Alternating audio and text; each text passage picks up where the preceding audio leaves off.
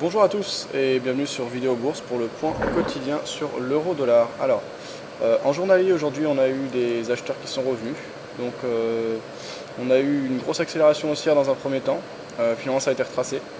Ce que ça traduit, une bougie de la sorte en cette fin de semaine, c'est des possibilités de rebond pour la semaine prochaine, mais une pression de fond qui reste dominée par les vendeurs.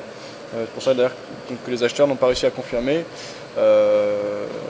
Qu'on a une grosse mèche haussière et finalement un tout petit corps, ce qui veut dire qu'on a eu une tentative d'accélération mais que la pression vendeuse a repris le dessus.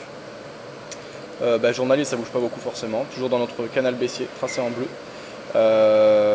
toujours dans un élan baissier.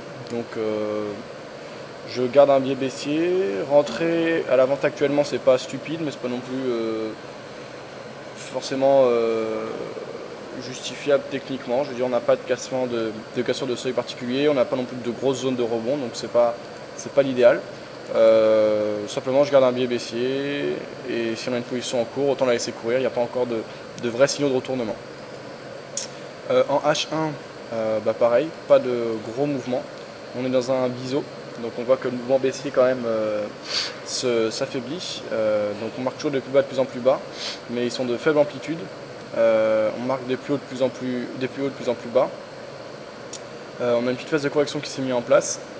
On voit mieux l'accélération haussière. Alors on a vu que ça s'est passé, la quasi-totalité du mouvement s'est passé en 1 heure, donc à 14 heures française. Donc je suppose que c'est par rapport à une publication de nouvelles. Ça a été retracé ensuite, donc c'est vraiment un bruit de marché, hein, et ça ne remet absolument pas en compte ni en question le contexte fondamental de fond, je suppose, hein, au vu des réactions. Donc ensuite, l'accélération haussière qu'on a eue a été entièrement retracée dans les heures suivantes. En M15 pour finir, donc on voit un peu mieux encore ce mouvement. Donc pression de fond toujours baissière.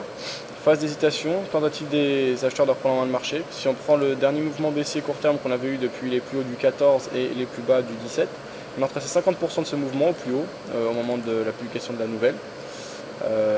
Donc c'était à 14h30 en français, donc c'est exactement ça, c'est une nouvelle.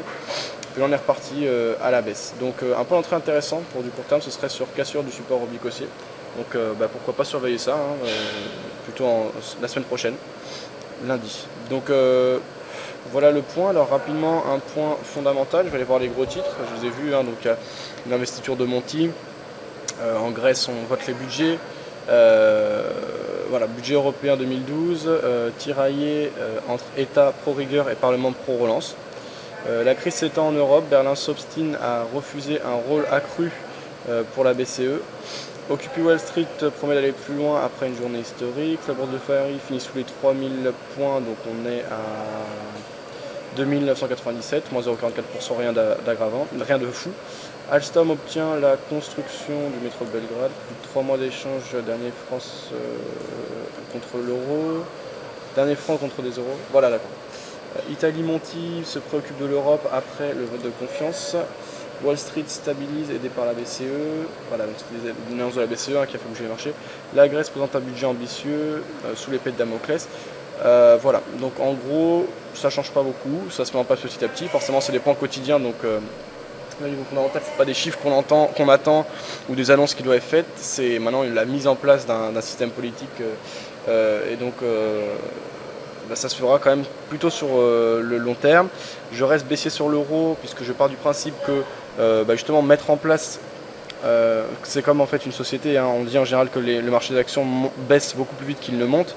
Là je pense que c'est un peu pareil pour l'euro, c'est-à-dire que mettre en place un système ça prend du temps, quoi qu'il arrive je vois pas pourquoi on aurait de grosses accélérations haussières d'un seul coup, alors sauf si par exemple on avait l'Allemagne qui changeait de cap ou des choses comme ça, ça pourrait faire des gros mouvements d'un coup, mais autrement un système c'est dur à mettre en place, et en revanche si ça part en vrille, s'il y a des refus, des votes des pays qui commencent à vouloir se fermer, etc. Là, ça peut vite faire chuter l'euro puisqu'on peut avoir des crises de confiance. Donc je pense que oui, les mouvements de panique peuvent amener plus de mouvements que la construction et la mise en place d'un système. En tout cas, ça va être beaucoup plus brutal. De plus, techniquement, les arguments sont toujours dans le sens de la baisse. Donc pas de changement. Je garde mon biais baissier. Alors, ce week-end, je réaliserai plusieurs analyses moyen terme sur différents produits. Autrement, pour la suite des sessions de trading et des points sur l'euro-dollar, je vous retrouve lundi prochain. Voilà. Alors simplement pour conclure, hein, donc ma position toujours vendeuse, stop loss au-dessus de 1.4250, pas d'objectif, donc je laisse courir dans l'espoir de suivre une tendance la plus longue possible. Je sortirai une fois que les acheteurs pourront qu'ils sont capables de reprendre en main le marché. Voilà, donc le point d'entrée s'était fait à 1.3768, donc on est toujours très bien orienté puisqu'on est actuellement à 1.3515, donc il n'y a pas de souci, c'est une position qui est largement gagnante, de 250 pips, même plus que ça, donc voilà. Allez, bonne journée à tous, à bientôt sur videobourse.fr.